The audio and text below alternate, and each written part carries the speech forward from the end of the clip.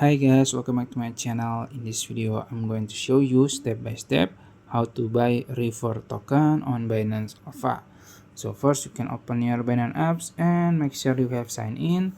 After that you can go to your search box here in the top and you can type River like this and click search.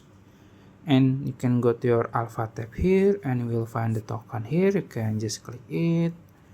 And this is the chart. So from the chart perspective, it's good, but this is not financial advice. Maybe you find the opportunities here.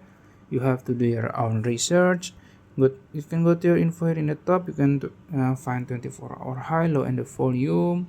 The volume is good, almost 30 million, and there are 100 million token. You can check their social media and their website also. And if you want to buy it, you can just click right here in the bottom. Then you can swap your USD to other token to River, and also you can choose a limit order here. You can put the price you want to buy like this, and also the amount here, and then you can just click buy River. So yeah, that's it. If you found this video helpful, please like this video and subscribe to my channel. Thank you.